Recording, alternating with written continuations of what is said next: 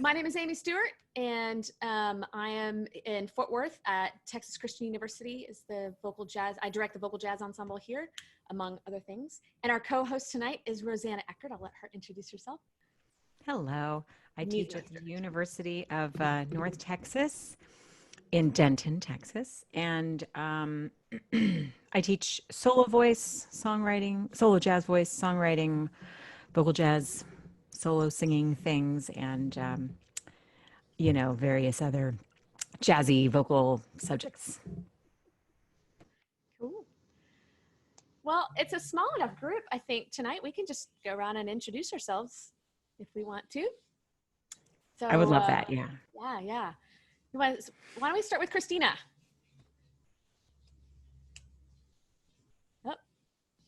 There we are. Hi, I'm Christina Watson. I am a professor of jazz voice at the Vanderbilt University. I don't know where I am anymore, here in Nashville, Tennessee. And I teach the Blair Jazz Choir there, as well as private lessons. And I teach through the Nashville Jazz Workshop, which is kind of the community center for jazz here in Nashville, and teach privately through my house. And that's where I am now. Nice to see you guys. Good to see you. Yeah, it's good to see. I saw Christina and I saw each other a couple years ago in Toronto at the PAVA Pan American Vocology workshop up there in Toronto. It's been a while. Yeah. I'm just kind of going around in order on my screen. So next, Tyler, why don't you introduce yourself? Hello, everybody. I'm Tyler Thomas, and I am not properly a Southerner, I suppose, but there isn't a Northeast meeting right now, and I am a Southerner by choice of school. I am working on a DMA in jazz studies at the University of North Texas right now. Yay. Welcome, Tyler. All right, so we'll go next to Kate. Hey y'all, I am at Loyola University, New Orleans, and I'm both full-time professor and full-time administrator, which is just a mile-a-minute fun. I am the associate director for our School of Music industry, which means I head up our two performance programs in popular and commercial and urban and electronic music. My professor duties, which are more fun, are two vocal jazz ensembles. One is SSA, straight up a cappella, and the other is mixed for rhythm section, and all kinds of other fun voice type things. So I'm excited to see you guys. Cool, excellent. And then next we have my sister, Sally. Hey everyone, I'm Sally Pollock. I'm Amy Stewart's sister, otherwise known as. And I'm taking the Jazz Harmony Retreat, which is so much fun. And I got to meet Matt there. And so I'm along for the ride because I was invited and Amy invited me. So I'm glad to be here. I'm from Oklahoma. I teach at UCO. And there's actually a jazz camp going on here, which is kind of crazy that it's happening. Like people are there in person? Yes. Ooh. Okay. So we'll see what happens with that. But they're doing, it's amazing what they've done with the rooms with all the plexiglass and distancing. So we'll cross our fingers and hope for the best. So it's good to be here. And I love your backdrop.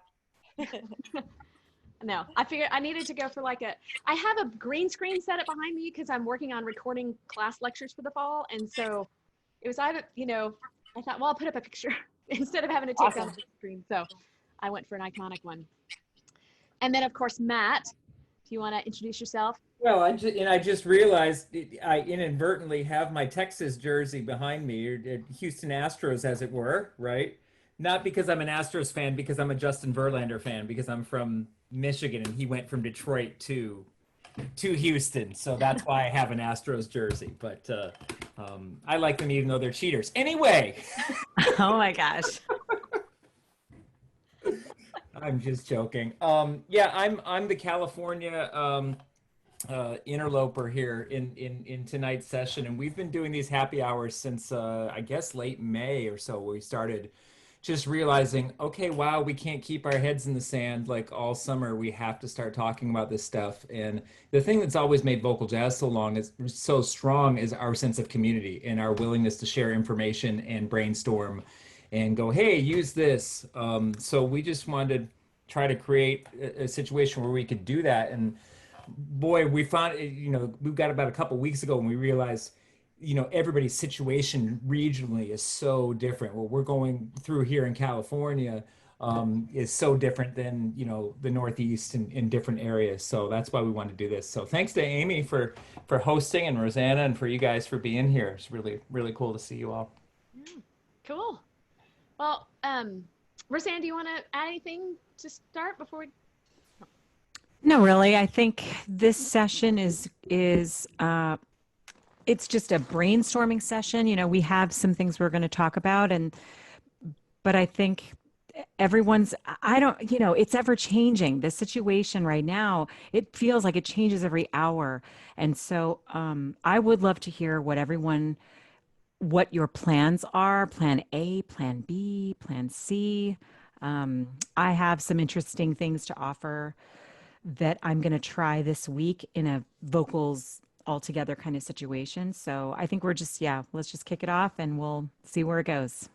Well, all right then. It's technically supposedly a happy hour. So if you've got a drink, cheers to vocal jazz. If not, right, good. My husband made this for me. It's a whiskey flower. It's a whiskey sour with elderflower syrup instead of simple syrup. Oh my gosh, that sounds wonderful. That sounds amazing. Yeah. Like, I thought I would I'm going to throw some stuff in the chat of things that have been shared, resources and stuff that have been shared in previous of these happy hours. One of them, the first one I'm throwing in here is a link to a document by Brian Doko for a really inexpensive wired in-ear monitor system. I've been kind of thinking of possibly putting something like this together if I'm able to manage outside rehearsals with my ensemble. We have a wireless microphone system if I can schlep all that stuff outside, and then we can really stand far apart, not have to bring the speakers out, but use in-ear monitors so we can hear each other, and that way, maybe sing together a bit. A lot of that depends on the weather in Texas and also, how many COVID cases we have raging through campus after the first 2 weeks. Here's another resource that was shared at one of these happy hours, and it's about the UV light disinfection of rooms.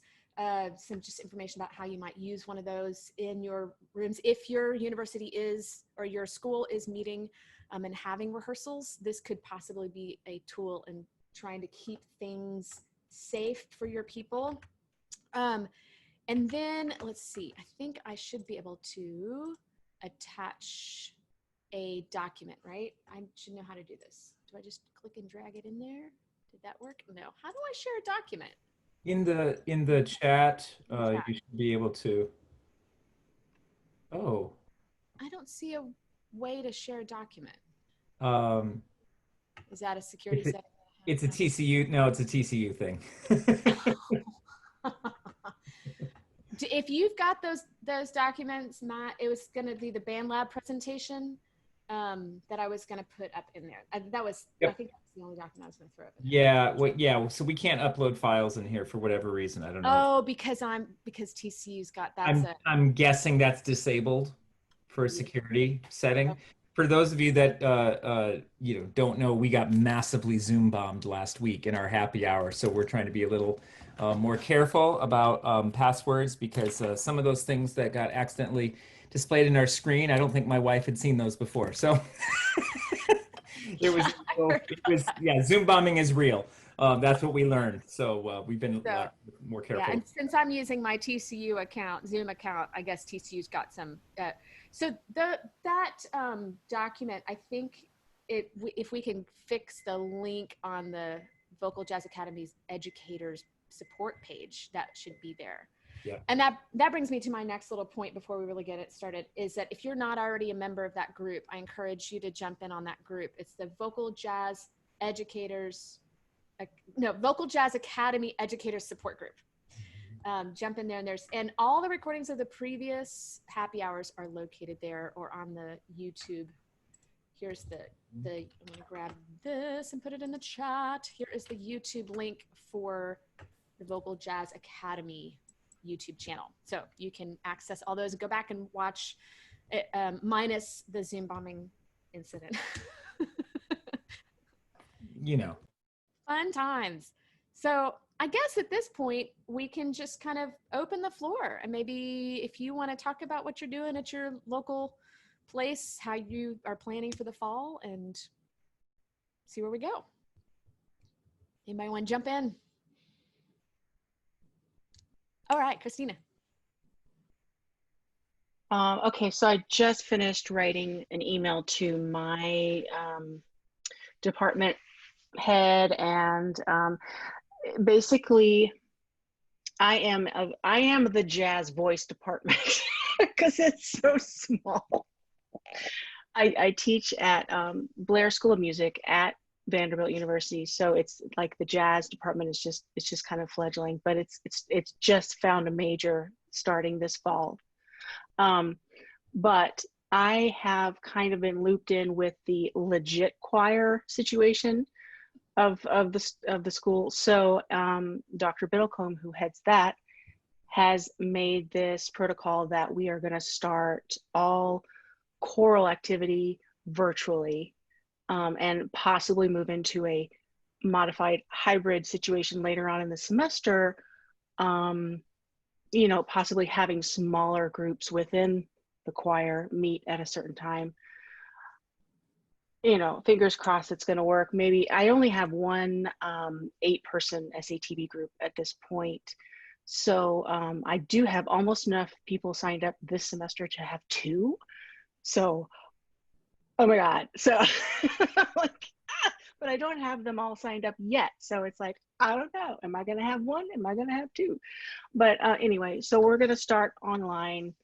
Hopefully we'll have like a virtual performance by the end of the semester, having like, I'm going to have them do 3 pieces, recording themselves, but we'll be rehearsing up until then. And I'm going to choose a couple people from those who are working with me privately to do a solo piece to kind of have like a 5-song presentation for that video.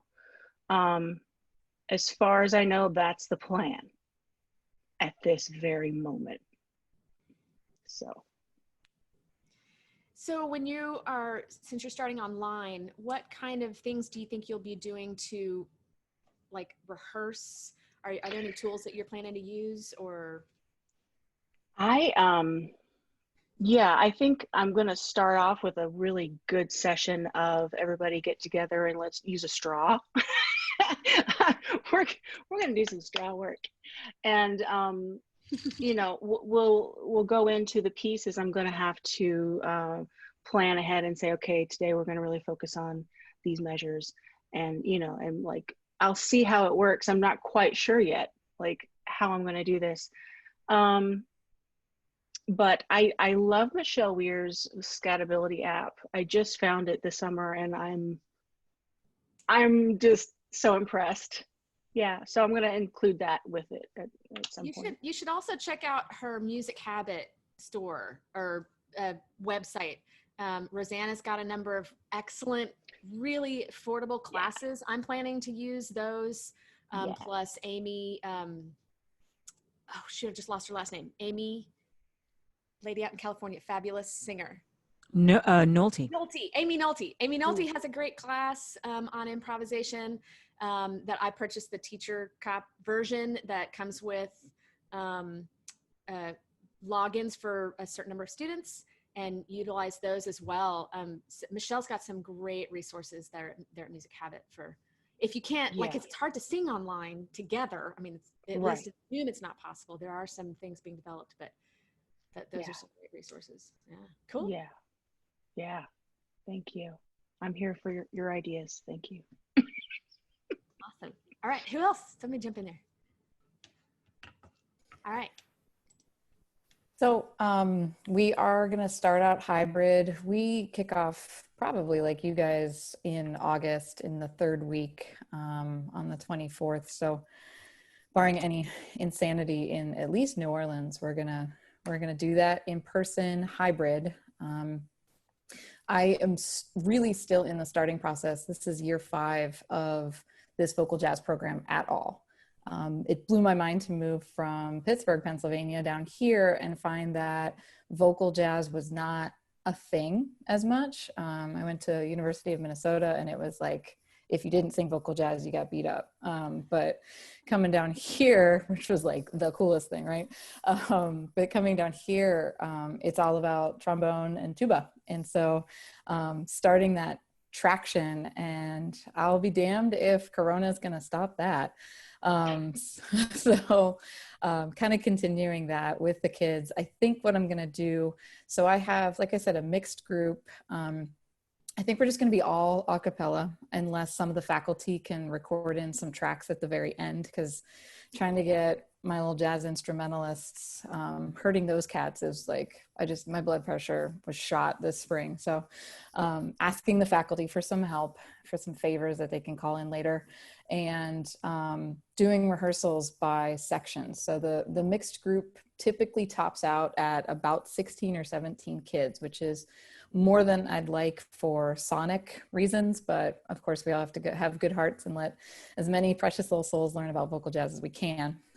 So that is my more skilled level 4-ish group that I can throw some really tough stuff at, and we can work on maybe 3 songs that are real thick textures, real cool nuances, and come out with hopefully a professional recording, because we do have some really great studio engineer students that we can make a little interscholastic project with. So that'll happen also with the women's group. So kind of dividing them into groups of 4. I have a giant, we call it a garage style room. I don't know why it's called that. That is probably, I think it's about 550 square feet, which is nice and big. So I can have 4 kids in there if it's a rainy day. Otherwise, I've decided we're going to go out to the park across the street and sing to the turtles, and hopefully they like vocal jazz. But kind of working, I'm a little, to be honest with you, I'm a little concerned because my whole thing is blend. Of course, all of our whole thing is blend and mouth mirroring. So I'm still working on what do we do when we need to see each other's mouths or just to hear each other's mouths, so to speak. And then also the basses are great, but my God, I'm always trying to get them to sound like they blend into any ensemble. So if I'm only seeing those male voices and then the altos on Thursday and then the sopranos the next week, I'm kind of stumped on how I get them to think more globally, because they're bad at that to begin with, right? So that's kind of where I'm at. Yeah, those are, I think, yeah, go ahead, Matt. I was just going to say all of that you said at the end, but the other puzzle I definitely haven't solved yet is the whole how to include my instrumental students. As a pianist who directs, I'm always able to kind of blend the vocal and the instrumental, right? And there's so much great things, and I think that one of the things that's going to be a lot harder to maintain, it's like we're going to have all these silos within our music department because everybody's in their whole Zoom session. So I haven't figured that out either. I don't know what to do. We'll see. And I'm kind of just like fingers crossing it that we don't go online. I know that's very stupid. My plan for online is we're going to do these recordings again. And I had a great senior who has graduated, but maybe I can pay her again to be my engineer. She just killed it with all of our final mixes for a 16 voice 3 chart semester.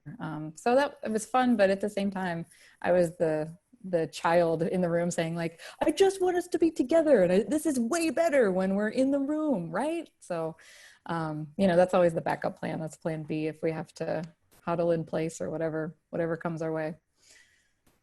Yeah, I think that's the name of the game this semester, is being flexible and making do with what we got. I mean, we're the musicians, we're the creative people, right? We're going to have to be really flexible and think creatively, I think, and it's just not going to look the same. It's not going to be the same. We're going to cover different things, and eventually we'll sing together in the same room. But Yeah, being flexible. Somebody else want to talk about your plans? What's that? So we have 4 vocal jazz ensembles at UNT, and then I have most of the upper division private students. And in the fall, I'm supposed to teach also a songwriting class, and I was supposed to teach a vocal jazz techniques class, which is like a master class kind of situation with like a house band and the singers, right? So for the ensembles, we are doing the in-ear monitor thing. Like we did invest in those, and that's what we're doing. And I think there's going to be, maybe Tyler knows a little more about because I don't direct that ensemble. Jennifer Barnes directs that ensemble, but the idea is that we had to change the room. We had to go to a bigger room so that we can be, and our school is adopting a 9-foot apart kind of plan. Instead of 6 feet, it's 9 feet, and facing away from the, line of fire, I guess. We did buy as a school 600 face shields. I don't know about that. But something that I have invested some time with. Have you guys seen that singer's mask on YouTube, right? The Broadway Relief Project created that singer's mask. So, right, I was just like, I'm just looking at that. And I'm thinking to myself, I went and voted the other week and I had my mask on. And I had 2 masks on. I had like a filter, the medical one, and then one my mom made me. And I was walking back from the library and I was thinking, I started just sort of speaking words, talking to myself like a crazy person. But then I started singing a little bit and I noticed how different the sound was while I was singing versus when I was talking with the mask.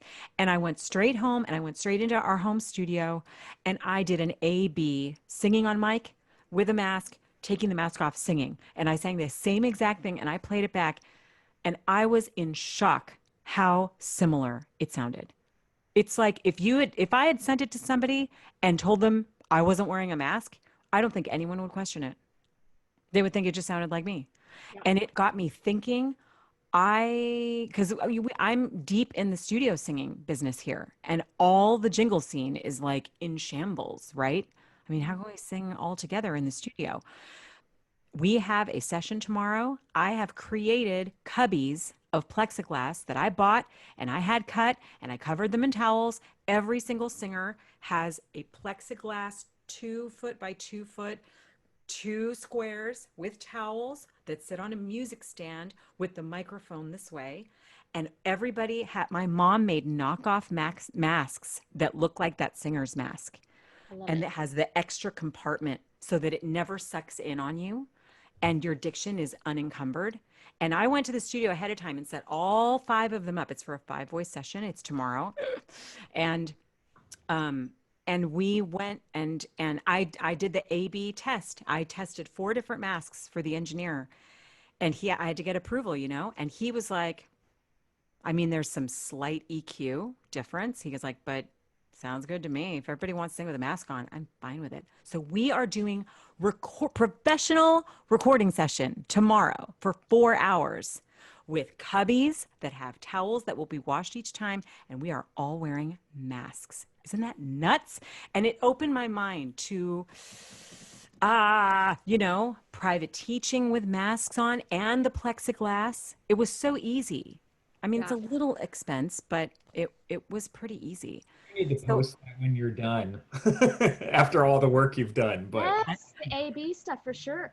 This is another mask designed specifically for singers. If you go to Mandela Masks on Facebook, and it has boning in it, so it's not touching my mouth at all. I can take deep breaths, and I don't get the cotton in my mouth like I do with a regular mask. Right. It's got an adjustable strap back here, and then ties around, and you can even like tuck it in for. I mean, there's no escaping. So, and you can't. I mean, I don't know. Can you tell the difference between this and that? It's a little softer, but in terms of timbre, like maybe the trebles were a little less, but no, not huge. You're right. So it's definitely, I mean, people are being very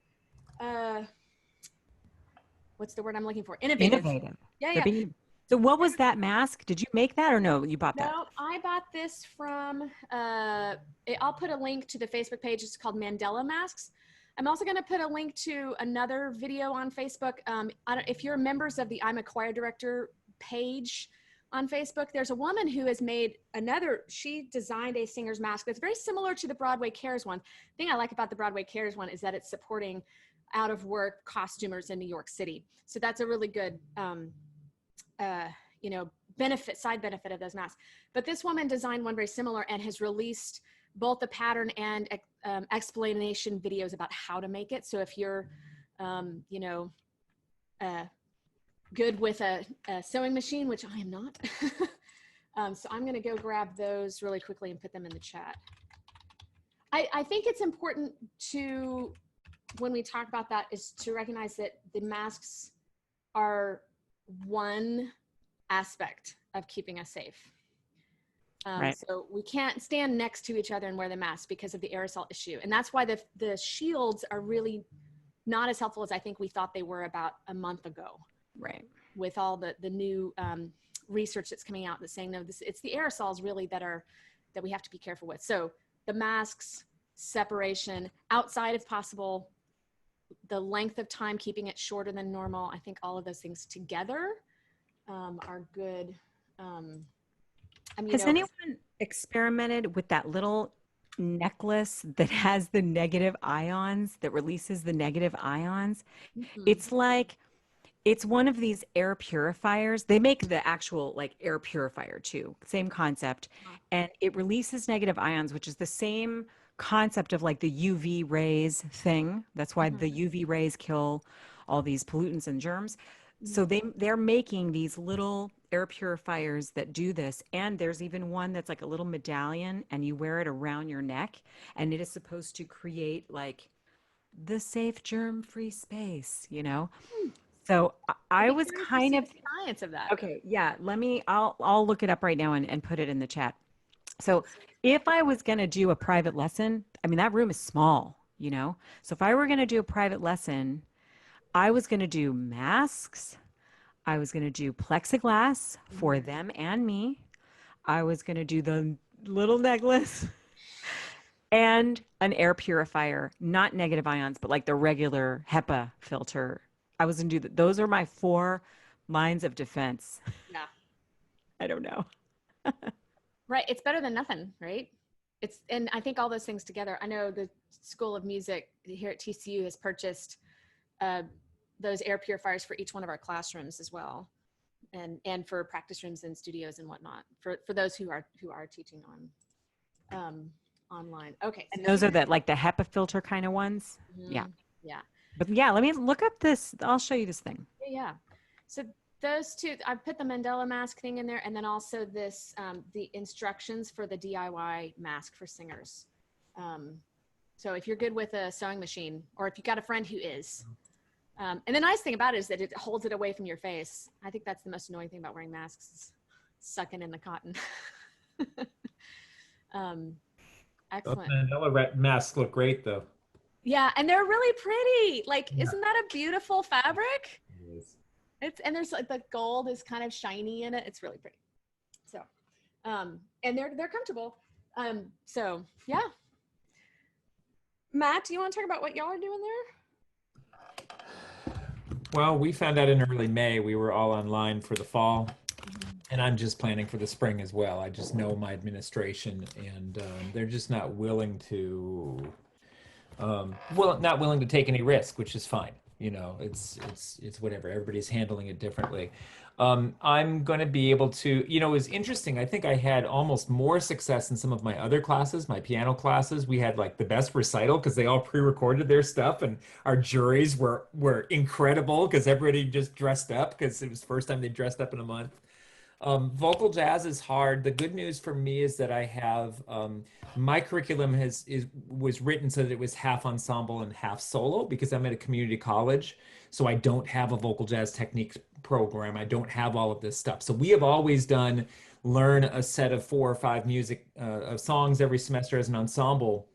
And then the rest of the time they're writing lead sheets and they're working in note flight and stuff like that. So I'm going to expand that a little bit and get them going, provide some tracks for them, do different things, get them going with that. Probably do a lot of sound trap, you know, the online recording stuff. We had a little bit of success with it in the spring, but I think if we prep it in the fall, it'll be a little more successful. So we'll see. Cool. Well, I mean, TCU's kind of taken a, you know, teacher by teacher approach. I know my colleague in Chris Aspas with the Concert Chorale is planning to meet on campus, but in small groups and in our band hall, which is massive, and have them spread out and kind of reduce the number, the amount of time that they're together and wearing masks and all that. I don't know what they're going to do for concert wise. I know at the end of last semester, they recorded a few things, kind of did the virtual choir sort of thing without video. I imagine they'll do a combination of that. My thought for my ensemble is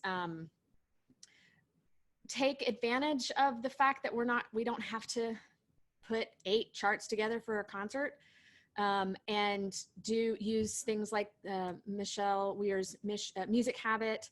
Do a lot of listening. I'm planning to pick an iconic solo of, I haven't decided which one yet, for the whole ensemble to learn the solo, and then have them create an arrangement around that solo. I'm kind of excited about that. I think that'll be a fun assignment for them. And I know we'll probably work on 3 or 4 charts. I'm planning to use Band Lab for them to record their part, you know, periodically. Okay, by Friday, I need you to have, you know, this chart measures such and such to such and such, learned and recorded into Band Lab, and then we'll, as a class, listen to it and work on it together and talk about, so kind of secondhand rehearsal work. And so not, you know, normally in a rehearsal, we work on blend right then in the moment, but this way we could hear ourselves and say, okay, do you hear how the sopranos have this tone quality and the tenors have this tone, you know, and talk about it. And then the next week record it again and see if we can improve on rhythmic accuracy and color and style and whatnot. I'm also doing a lot of playing around with SoundJack. I don't know if y'all have heard about SoundJack. It's a fairly complicated program to make work. You got to be comfortable kind of digging around in your router settings. You have to be connected to Ethernet. And the more sophisticated you can get with your computer's power and your internet power, the closer you can get to actual real-time music making. And it is my goal to have rehearsals with 4 to 5 people at a time using SoundJack. I'm really hoping that and I'm working with my school's IT department, that they can set up some SoundJack stations on campus, since at least we're starting on campus, and have some in maybe classrooms, or they can check out a SoundJack, because you can build a little Raspberry Pi, small, really powerful computer, and use that to run SoundJack. Tomorrow afternoon, I'm meeting with Wendy Jones in North Carolina and Eden Castile in Rhode Island. We chose a couple of charts. We learned our parts. We're going to get together on SoundJack and have a rehearsal, and just trying to get comfortable with the program and hopefully get my students using that too. You know, and if we get a couple charts recorded, yeah, Sally, we'll be videoing that for sure. If we get a couple charts recorded as an ensemble for the semester, that'd be great. If we don't, they've learned a bunch of technology. Hopefully we've learned an iconic jazz solo. Hopefully we've practiced arranging, all those sorts of things. So instead of and I've always said this about my ensembles, always told my ensembles, the concert at the end of the semester is not the goal. It is one aspect of what we do as an ensemble. And so now I have to put my money where my mouth is. So. And convince them of that. Yeah. So. I like how if you can get the SoundJack station set up there and teach them that technology, like you said, then if you get pushed back to fully online, they'll have a category for it, and it'll make it so much easier. I think that's brilliant. Yeah, you know, and I'm hopeful that the work that I do with this ensemble can benefit the other ensembles on campus. Because some of our faculty are just like, I don't know how to have orchestra. You know, and I feel that they're frustrated and feel lost about what to do going forward. And I'm hopeful that the work that I'm doing this summer preparing for vocal jazz is going to help them, because I don't think this is going to be over by spring. I just don't think it is. And once this one's over, something else is going to come down the pike at some point. And technology wise, we have to learn how to move into the future. And this is a great opportunity for us to do that. So those are my plans. I'll be back in a couple minutes, Amy. I'm going to float to a couple of the other sessions. I'll come see you guys in a second. So Tyler does a lot of teaching for us. He last year directed an ensemble and taught a bunch of private lessons and was my assistant in my songwriting class. So what do you say? I was trying to think about what else I could add to the conversation. At least from the ensemble side of things, the last time that Jennifer Barnes and I talked about it, which in fairness was not super recent, so I don't know where it stands. One of the one of the challenges that we face at UNT is that we have a lot of students, and figuring out, okay, so we have these 4 vocal jazz ensembles ordinarily, and generally speaking, they serve all of our majors, and then also a pretty substantial chunk of students that are not majors. And one of the solutions had been floated to reduce the size of the ensembles was to say, you know what, we're just not going to have anyone that doesn't need to have this ensemble credit for their graduation requirements. So for instance, if you're a graduate student, if you're getting a master's degree, you only need to have 2 semesters of large ensemble for the degree. So if you already have those, you already had them, because we got to figure out a way to do this that has fewer people. Part of the other necessary consequence of that, at least at UNT, is that most of the time, in order to field SATB ensembles, we count on a certain percentage of non-majors to come out and audition. And some of them are choral music ed majors, some of them aren't music majors at all. A pretty substantial portion of them in any given semester are instrumentalists. And that's where we get a pretty sizable chunk of our tenors and basses at any given time. Recognizing that we might not have any majors in the ensembles, one of the subsequent plans that had been discussed was to say, all right, well, we'll just say we've got these 5, maybe 6, kind of remains to be seen about one of them, students that are tenors and basses that are majors. We're just going to make them a tenor bass ensemble, and all of the rest of the ensembles are going to be SSAA. On the one hand, that obviously creates its own set of repertoire challenges to solve. Okay. Part of the other possible benefit there is, okay, so on paper, we call it the UNT Jazz Singers because that's how you're registering for the class.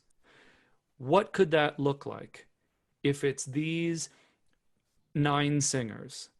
Maybe sometimes it's 9 of them singing together. Maybe sometimes it's 5 of them singing a chart and 4 of them singing a different chart. Maybe sometimes it's 3 trios. Maybe and at that point, obviously part of that is helped by the fact that if you're already looking at, you know, all treble or all bass ensembles, there's a certain amount of greater flexibility that's built into that from a repertoire standpoint.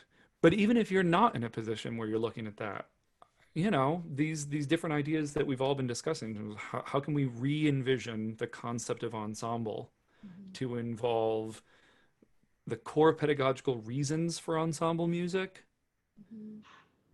and still achieve those within the parameters that we have? Because, not everyone's going to have space, or the space that we think we've got in August. Those circumstances might change by September or October.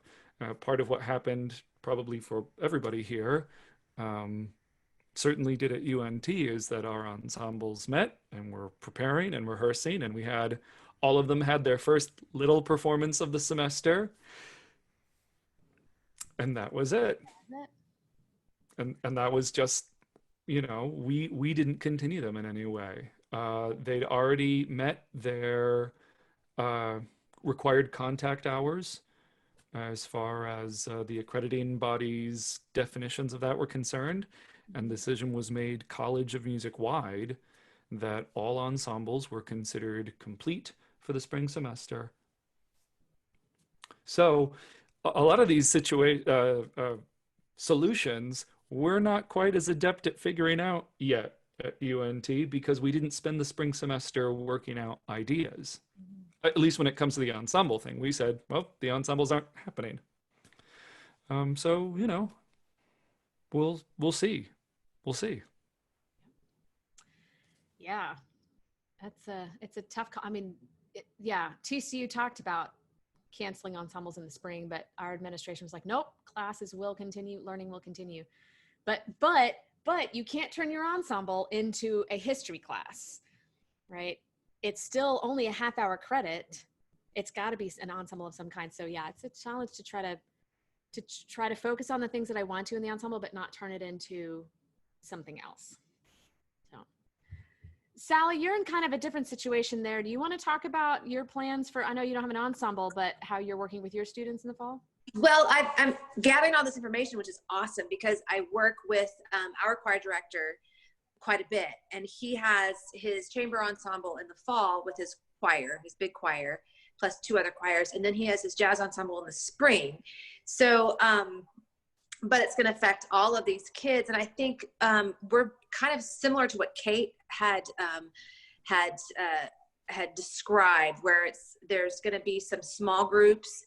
And he may have students actually lead some of the small groups in spaces that are large enough, like 4 people, with masks and social distancing in place. And then maybe once a week, bring the large group together, either in a place that's in our huge university center or in a place that's got tons of room.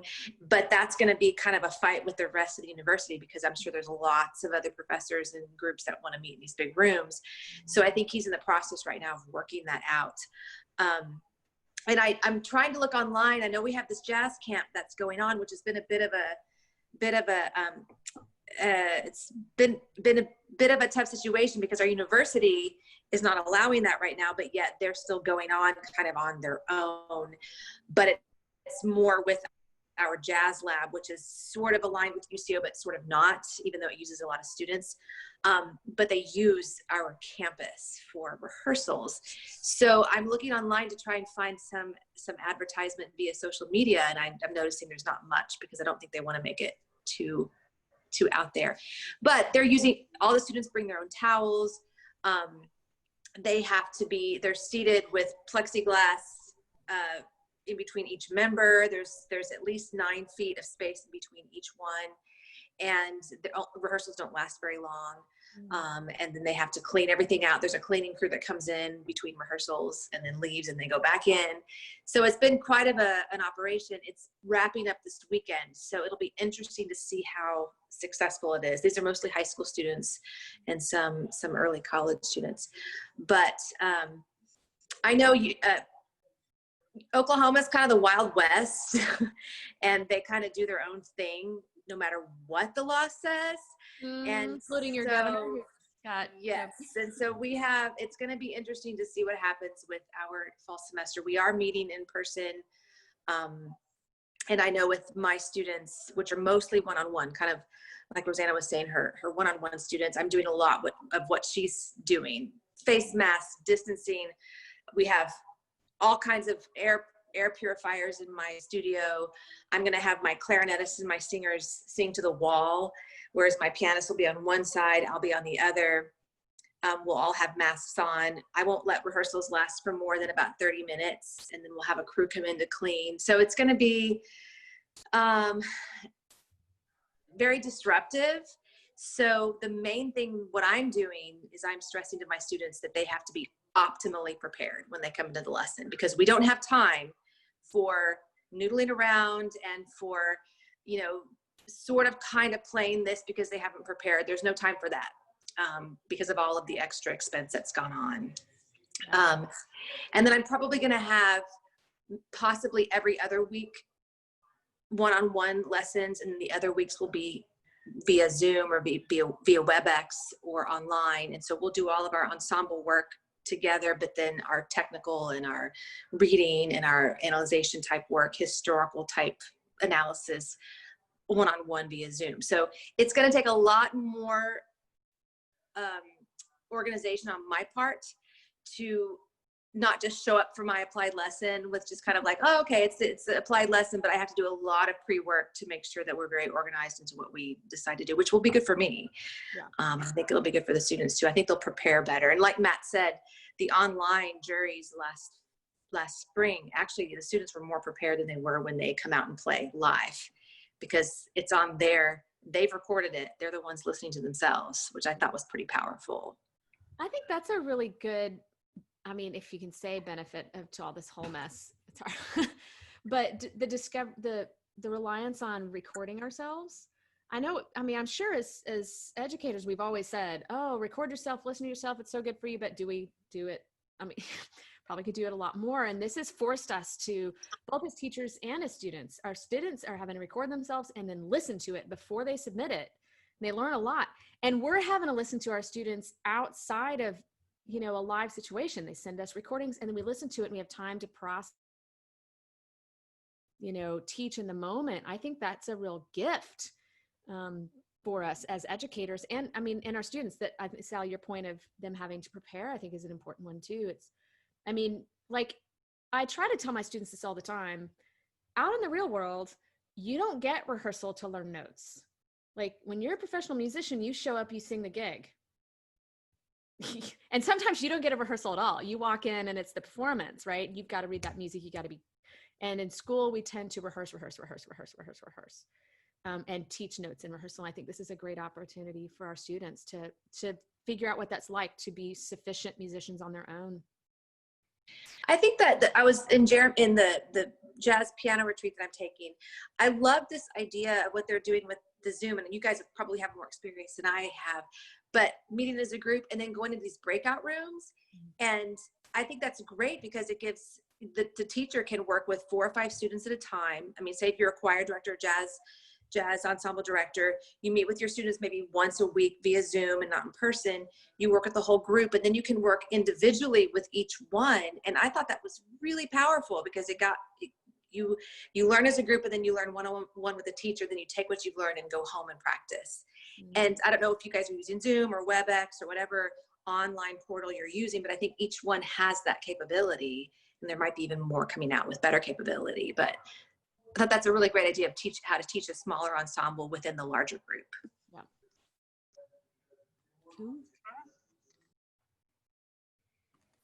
If I may just briefly touch on the point that you brought up, Amy, about recording and the possible benefits of that situation. I'll confess that at some point this spring, my lesson teaching started to become more a process of, all right, guys, record your stuff. You're going to have to record it for your final performances at the end of the semester anyway. So, and frankly, your internet connection and your other factors in real time aren't allowing us to do that very efficiently anyway. So record your stuff, send it to me. And then at that point, I started to feel like we maintained still as much as possible the face-to-face together time of the lesson, but it did more to reflect a structure that wasn't really all that salient anymore. All I mean to say is the asynchronicity that can be achieved once you're talking about, okay, you send me a recording, and then rather than me typing you on a whole bunch of notes, I drag and drop your MP3 file into a DAW. I hit record and I just spew my thoughts on top of your track that you sent to me. And then I hit stop and then I just bounce that down and send it back to you. And then at that point, you know, the idea of a weekly lesson can become a much more, I mean, I imagine it's not a coronavirus unique thing that, you know, people maybe, you know, they'll think about what it is that they're working on in their private lesson a lot more coming up to their lesson than they might, you know, on a sort of continual basis throughout the week or whatever the time frame is. And then by spreading out those interactions across the week, it's like, yeah, we can be making progress on this in little increments. When you do it, send it to me, record it, get something that you want feedback on, and then I can give you feedback and we don't have to actually meet together at all. Yeah. I'm not really suggesting not meeting together because the opportunity for you didn't really understand what it was I said was the downside of that. And then it's like, well, are you listening to what I sent? Or did you not understand what it is I sent? Because we lose that teaching mechanism that I'm sure we're all very familiar with, where basically student does something, I give feedback, new direction to try to tweak it, then they perform the task again. Then we say, okay, maybe you got closer in this regard, but you dropped this thing. That's really hard to do asynchronously. Yeah. I haven't come up with a good solution for that yet, but pros and cons, I guess. Yeah. No, I think we can take benefit from the asynchronous and add it to the synchronous things. I put in the chat another resource for synchronous, and I think this could be used certainly for one-on-one lessons. So for those of you who teach individual lessons, but also I think for ensembles, this program called Clean Feed. If you haven't heard of it, I would encourage you to check it out. It is a program that people who do blogging and like radio shows and whatnot that are in different locations, they use Clean Feed for the audio. It is a much more natural kind of conversation. That's audio. First of all, audio quality is much better than Zoom. And also, you know how in Zoom, when you're talking and then someone else starts to talk and then it cuts out and you get and it kind of makes the conversation kind of stilted. Clean Feed doesn't cut out. Like you hear the other person, they hear you. You have a normal kind of conversation where you can talk on top of each other, i.e. sing on top of each other. The latency is better than Zoom, but it's not perfect for real-time rhythmic music making. But it's really easy to use. And you can use a video program such as Zoom and just turn the audio off so you can see each other, but you're listening in Clean Feed. And I think for an ensemble, some of us have talked about how do you have those moments in rehearsal where you talk about blend, you talk about tone quality. Well, you could take a section of a chart, take away the rhythm. Don't worry about the rhythm because you're not gonna be able to sing exactly in time, but you could tune chords really well. The quality, sound quality is great. The latency is less. So you could, you know, if you have the video, have as a director say, okay, chord. And then once everybody gets there, then you can tune it. You can listen to tone quality. You can listen to, with the video, you can watch mouth shape like you were talking, Kate, and work on that kind of sound away from the rhythm as an ensemble. Now, I haven't tested how many people you can get on Clean Feed and it still work. And it's really, really helpful, almost important that you use an Ethernet connection instead of Wi-Fi. In all of these applications, that's really going to solve a lot of your sound quality and latency issues. But I mean, that's another tool we get to use that's available to us. It's free. It's a free program. You can pay for the pro account. I don't know what the benefits are. Honestly, I think the free is sufficient. So, Clean Feed. The site says the length of the recordings aren't limited, and it doesn't look like the number of users are limited either. So worth checking out for sure. Amy, I'm gonna put you on the spot right now. You played for me your rehearsal in Clean Feed with the pianist or someone that was to the Jazz Harmony Retreat. You guys are like Wendy Jones. Yeah. Do you have kind of a little? I know it's ridiculous, but can you play? It's a small group. We're all friends, and we're family. just to kind of show them how kind of in time it is. It's kind of cool. Let me find, so this was Wendy Jones. She was in North Carolina and I'm in Fort Worth, and we used Clean Feed to have a little, here it is, let me open it real quick and then share my audio. We just kind of played around, hold on. And this is just a quick snippet from that rehearsal. So you can, and with a jazz chart where you can backphrase and whatnot, and the piano is fairly steady, it actually works just fine. It was kind of fun. So hold on, let me share computer sound. Where is it? I don't want to share the screen. I just want to share the computer sound. Well, it's on the bottom of share content. They're writing songs of love, but not for me. A lucky stars above, but not for me.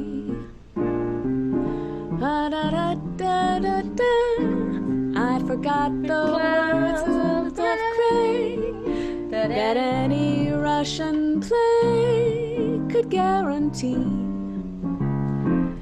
I was a fool to fall and get that way. I also and lack a day. Although I can't admit the memory of her kiss, I guess he's not. How about you turn for around? Me. I guess he's not for me. Okay. Get out of freaking town! On my end, it was 100% in time. The only time it wasn't was when I was floundering for whatever chord it was. So anyway, that's right? Wow. That's encouraging. Right? That's just on Clean Feed. That's not even trying to use SoundJack, which is much more closer to zero latency. Although much more complicated, free, but much more complicated to use. But that was just Clean Feed. And she played play-alongs from her stereo system in her room, and I sang along with them. We traded fours, and it was a little, on my end, it sounded fine. She said on her end, I sounded late a little bit, but it's still for a lesson situation, or get your sopranos together, have them work on their sound together, or the whole ensemble even, and just work on tone quality, because it doesn't cut out, and the sound quality is so much better than Zoom. You can actually really hear each other well and work on those sorts of things. So, yay, Clean Feed. And it's free. Amy, let me ask real quick. SoundJack you've played around with. Has anybody or you dabbled in Jack Trip? Are those related in some way, just by name, ironically, or are they? I have not played around in Jack Trip. There's also Jam Kazam, which is a similar kind of thing. I've been reading a lot, and I'll put these links in, reading a lot of information from Ian Howell, who's at New England Conservatory of Music. And he's been doing a lot of research in all of these, and let me get this. He has a video, doesn't he? He has videos, he's got blog posts, he's got instructions that talk about those different programs, and he's researched a lot of them and has settled on SoundJack is what works for him. Okay. So, yeah. Cool, thank you. I'll get those.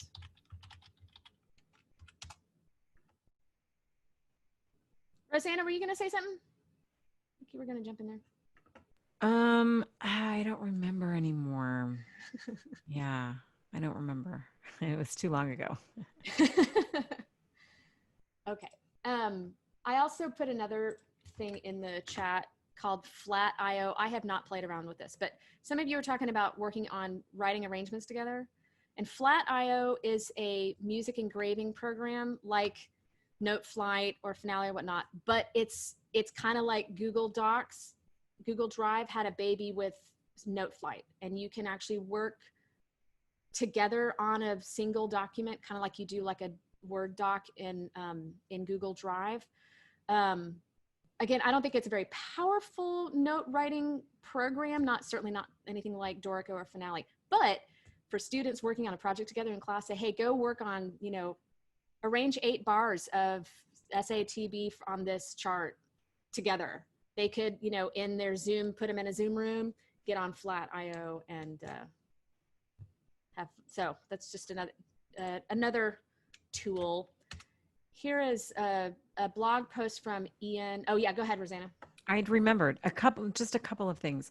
One was when Tyler was talking about the asynchronous type of thing in lessons where people are recording things and then you're offering feedback. I will say that last summer, one of the students that I teach via like FaceTime, he's in Vienna. Mm-hmm. He was also taking online lessons and classes from Berkeley. You know how Berkeley offers online all the time, right? That's a huge thing that you can do. And that was the method. The lesson method was lecture. Everyone is there and there's a lecture. Then everything else for that, I guess that cycle, either 1 or 2 weeks, maybe just one week, but the lesson was a group lesson, right? Then everything else was asynchronous. It was, okay, you record this song, and then they did the thing where the teacher just records themselves listening to the song and they give feedback the whole time. And they're like, okay, blah. And sometimes they stop it and they say, okay, but blah, blah, blah, and you're trying to do this. Let me rewind it. And then they go back and they comb through the whole thing and they audio, they record their comments.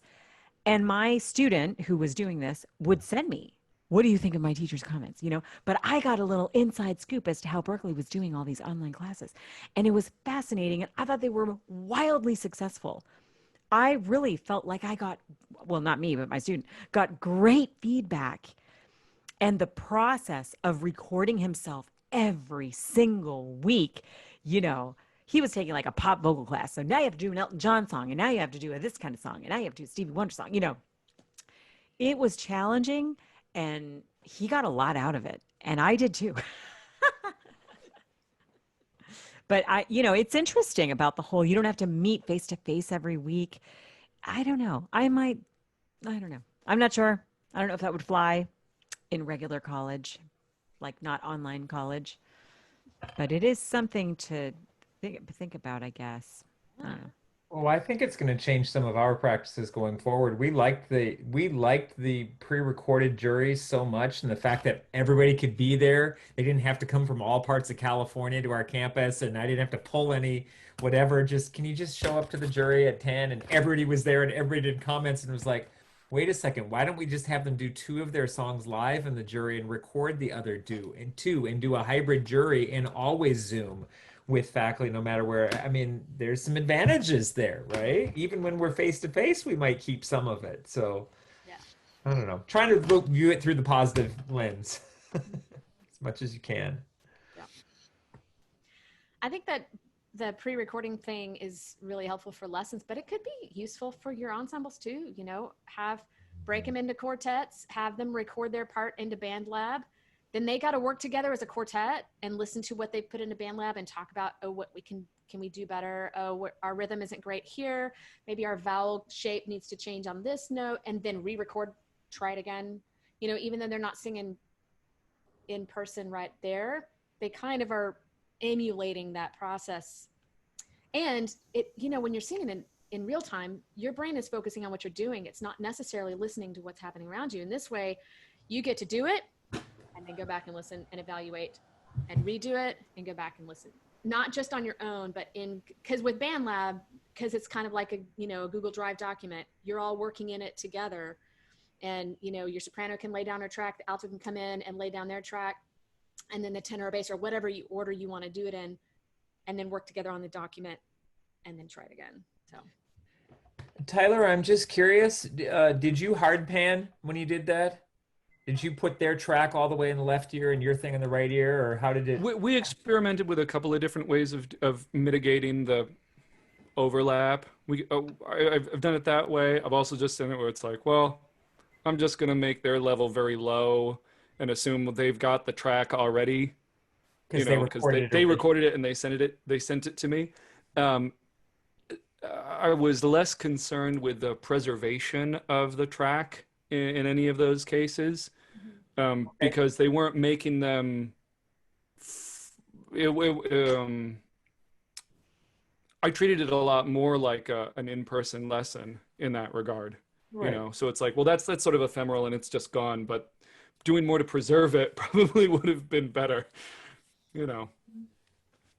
Like you said, they have the source recording. It's not unlike recording, you know, into a you know, recorder at a vocal jazz festival. You know, they'll have their source of their performance from some other video camera or something else. They mostly want to hear your comments, so that makes sense to me. But when on this Berkeley teaching thing, it sounded to me like they were playing the students recording like on their laptop and they were talking into their phone. That's what it sounded like. I could hear the students recording pretty well. And it sounded like they were just all in the room together. So it didn't sound super high tech or anything, but it wasn't like on Zoom where you cuts out and you can't hear. It wasn't like that. That's the key. Mm-hmm.